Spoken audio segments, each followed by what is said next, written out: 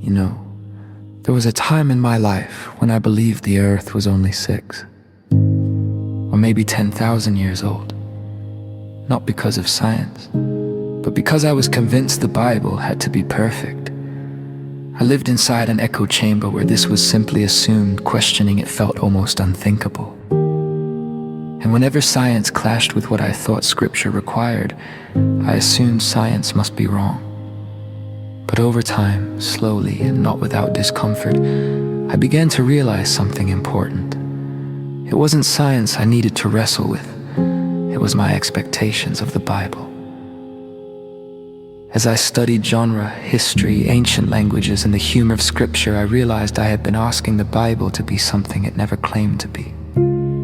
I had placed weight on it that it simply wasn't designed to bear. And I'll be honest, change in my view came at a cost. Some friendships changed, some people stepped back, others stepped away altogether. But faith requires agency.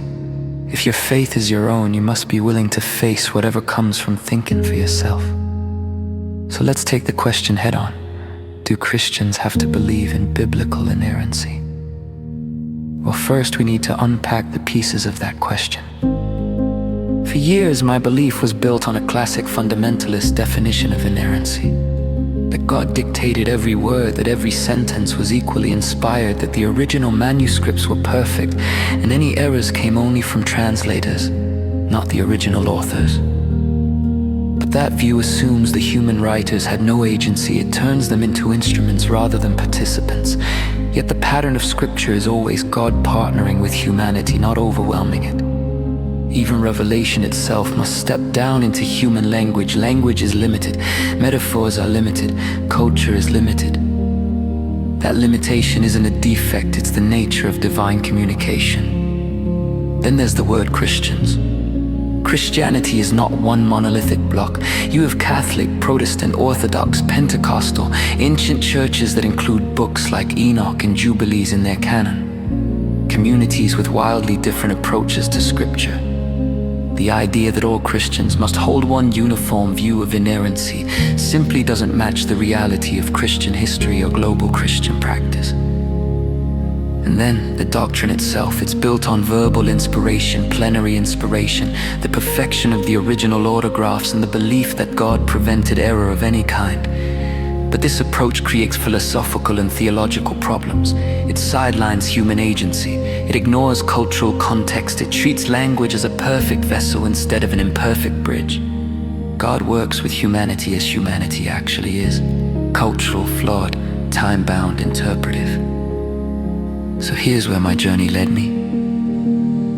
The Bible is not the destination. Christ is the destination. The Bible is the witness, the signpost, the guide pointing us toward Jesus Christ, the Logos. A signpost doesn't need to be flawless, it needs to be faithful to its purpose. And Scripture is profoundly faithful in pointing us toward the incarnate Word. The Old Testament is full of human culture, mytho-historical storytelling, poetry, struggle, and longing. This is not a failure, it's precisely how humans experience the divine. The interplay of the divine and the human always carries the texture of our fallenness, our questions, our limitations. Scripture mirrors this beautifully. So do Christians have to believe in biblical inerrancy? No, Christian faith does not rest on the flawless transmission of a text. Christian faith rests on the person to whom the text points, Jesus Christ. The Bible is utterly faithful in its purpose, to bear witness to Him, and that faithfulness does not require inerrancy.